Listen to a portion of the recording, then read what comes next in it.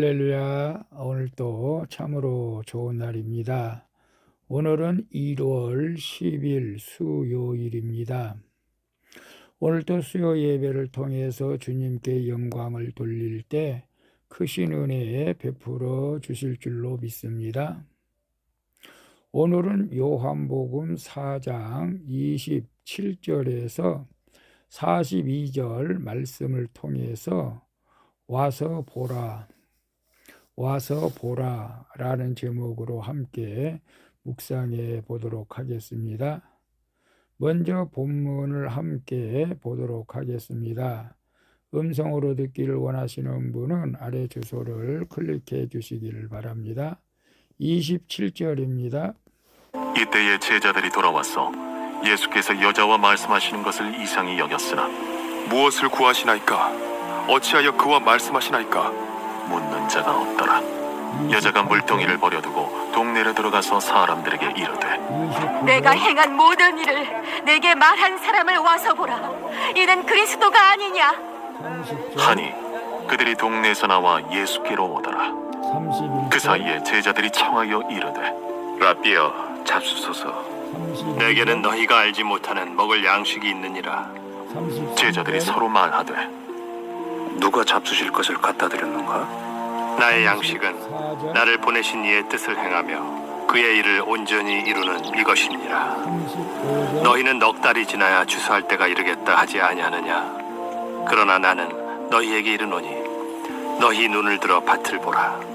희어져 추수하게 되었도다. 36절, 거두는 자가 이미 삭도 받고 영생에 이르는 열매를 모으나니 이는 뿌리는 자와 거두는 자가 함께 즐거워하게 하려 함이라. 37절, 그런즉 한 사람이 심고 다른 사람이 거둔다 하는 말이 옳도다. 38절, 내가 너희로 노력하지 아니한 것을 거두러 보내었노니 다른 사람들은 노력하였고 너희는 그들이 노력한 것에 참여하였느니라. 39절, 내가 행한 모든 것을 그가 내게 말하였다. 증언함으로 그 동네 중에 많은 사마리아인이 예수를 믿는지라. 40절, 사마리아인들이 예수께 와서 자기들과 함께 유하시기를 청하니 거기서 이틀을 유하심에 예수의 말씀으로 말미암아 믿는 자가 더욱 많아 그 여자에게 말하되 이제 우리가 믿는 것은 내 말로 인함이 아니니 이는 우리가 친히 듣고 그가 참으로 세상의 구주신 줄 알미라. 아멘. 42절까지 봤습니다. 본문 요약은 이렇습니다. 사마리아 여인이 동네로 돌아가서죠. 예수님에 대해서 말하니 사람들이 예수님을 만나러 옵니다. 그 사이에 제자들이 예수님께 음식 잡수시기를 권하자 예수님은 나의 양식은 하나님의 뜻을 행하고 그의 일을 온전히 이루는 이것이라고 말씀하십니다. 그리고 사마리아인들은 예수님의 말씀을 듣고 그가 참으로 세상의 구주이심을 믿는 내용입니다. 질문과 묵상하기 1. 내가 가장 소중히 여기지만 사명을 위해 버려야 할 나의 물동이는 무엇입니까? 28절에 보게 되면 여자가 물동이를 버려두고 동네로 들어가서 사람들에게 이르되 예수님이 누구신지 알게 된 사마리아 여자는 그가 소중히 여기던 물동이를 버려두고 급히 동네로 뛰어 들어가게 됩니다. 그리고 자신이 만난 예수님의 소식을 전하면서 와서 보라 라고 외치죠. 평소에는 거들떠보지도 않던 사마리아 여자를 통해 동네 사람들이 예수님을 만나러 이제 나오게 됩니다. 이처럼 예수님을 만난 확실한 증거와 변화가 있는 사람은 주저하지 않고 내가 만난 예수님을 전할 수가 있는 것이죠. 나의 생명과도 같던 물동이를 버려두고 이제는 영원한 생명을 전하는 사명의 길로 우리 모두 나갈 수 있기를 바랍니다. 그래서 내가 가장 소중히 여기지만 사명을 위해 버려야 할 나의 물동이는 무엇입니까? 사마리아 여자는 그 물동이가 없으면 물을 기를 수가 없고 물을 마실 수가 없죠. 그래서 물동이가 그에게는 소중한 것이었던 것이죠. 오늘 우리에게 가장 소중한 것이 무엇일까요? 그 소중한 것을 버리지 못해서 예수님을 만나지 못하고 있는 분이 있을까요? 아마 큐티하신 분은 그런 분은 없겠죠. 그러나 세상 사람들은 아직 세상이 너무 좋아서, 술이 좋아서, 담배가 좋아서, 운동이 좋아서, 낚시가 좋아서, 뭐 등산이 좋아서, 뭐 별 세상 것들이 좋아서 정말로 예수님을 만나지 못한 사람들이 많죠. 아니 우리가 또 예수님을 만났다고 하지만 교회를 다닌다고 하지만 이것들이 너무 좋아가지고 예수님의 말씀에 온전히 순종하지 못한다면은 그것들을 버릴 수 있는 그런 믿음 어떨까요? 물론 우리가 운동을 해야죠. 취미생활도 해야 되겠죠. 그러나 그것 때문에 정말로 신앙에 방해가 된다면 버려야 되겠지만 그러나 열심히 신앙생활하고 우리가 좀 더 여유 있게 좀 뭐 운동하고 몸을 위해서 또 취미생활 하는 것은 저는 나쁘지 않다고 생각합니다. 그러나 그것이 너무 좋아서 주님보다 너무 좋아서 예배에 빠지고 기도 자리에 못하고 그런다면 우리가 좀 절제할 수 있어야 되겠죠. 2번 봅니다. 내가 육적인 양식만 찾다가 지나쳐버린 사명의 양식, 알지 못하여 먹지 못한 양식은 무엇입니까? 31절에서 34절 좀 기네요. 31절 좀 요약해 봅니다. 그 사이에 제자들이 청하여 이르되 납비어 잡수소서. 그런데 예수님이 너희가 알지 못한 먹을 양식이 있다. 그래서 예수님께서 나의 양식은 나를 보내신 이의 뜻을 행하고 그의 일을 온전히 이루는 이것이니라. 먹을 것을 구해 온 제자들이 예수님께 이게 선생님 하면서 잡수시기를 청하죠. 그러나 예수님이 나의 양식은 따로 있다고 말씀하시죠. 제자들이 놀라죠. 예수님의 양식이 따로 있다고? 아니 그럼 우리가 갖다 준 양식 말고 또 다른 먹을 것이 있는가 이렇게 생각할 수가 있죠.